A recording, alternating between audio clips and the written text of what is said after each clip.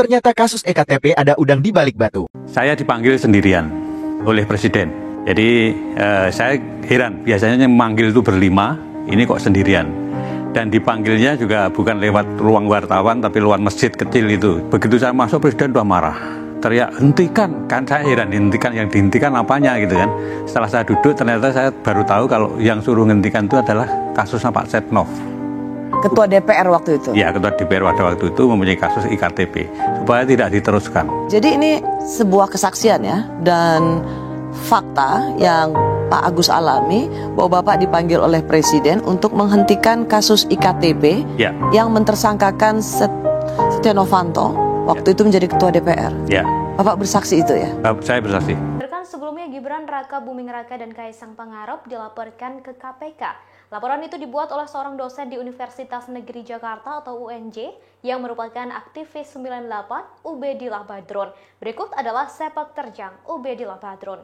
Ubedillah melaporkan dua anak presiden tersebut atas dugaan tindak pidana korupsi dan atau tindak pencucian uang yang berkaitan dengan dugaan KKN. Ubedillah Badrun dikenal sebagai pengamat isu sosial dan politik dari UNJ. Ia merupakan satu dari pendiri komunitas perhubungan Senat Mahasiswa Se-Jakarta atau FKSMJ.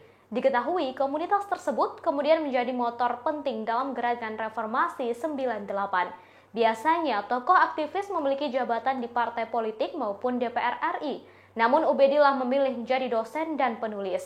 Ubedillah Badrun kerap memberikan pandangan mengenai isu politik dan sosial dalam berbagai platform nasional seperti stasiun televisi, koran, radio, dan media online lainnya.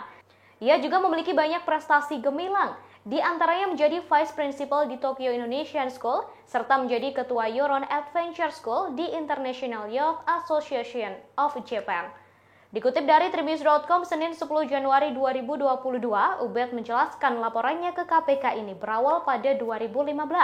Saat itu ada perusahaan besar berinisial PTSM yang menjadi tersangka pembakaran hutan dan sudah dituntut oleh Kementerian Lingkungan Hidup dengan nilai 7,9 triliun rupiah. Kendati begitu, dalam perkembangannya, yakni di Februari 2019, Mahkamah Agung hanya mengabulkan tuntutan 78 miliar rupiah. Saat itu, kedua putra Jokowi diduga memiliki perusahaan dan bergabung dengan PTSM. Menurutnya, dugaan korupsi, kolusi, dan nepotisme atau KKN tersebut sangat jelas melibatkan Gibran dan Kaisang, serta anak petinggi PTSM yakni AP. Hal itu dapat dibuktikan karena adanya suntikan dana penyertaan modal dari perusahaan Ventura. Dalam laporan ke KPK tersebut, Ubedillah mengaku membawa bukti-bukti data perusahaan serta pemberitaan terkait adanya pemberian penyertaan modal dari Ventura. Dugaan tindak pidana korupsi itu, saya kira biarlah KPK kemudian merumuskan sesuai dengan ketentuan norma pasal berapa dalam undang-undang tipikor. Tapi pada prinsipnya di sini ada dugaan yang paling kuat itu adalah berkaitan dengan suap, bisa aja berkaitan dengan suap, yang mana juga berkaitan dengan jual beli jabatan. Kan marak tindak pidana korupsi ini hari ini kepala daerah yang berkaitan dengan tindak pidana jual beli jabatan. Hanya bentuknya ini investasi. Ini makanya ini hanya dugaan. Biarlah KPK menyelidiki lebih jauh pasal mana yang kemudian diterapkan dalam berkaitan dengan tindak pidana ini.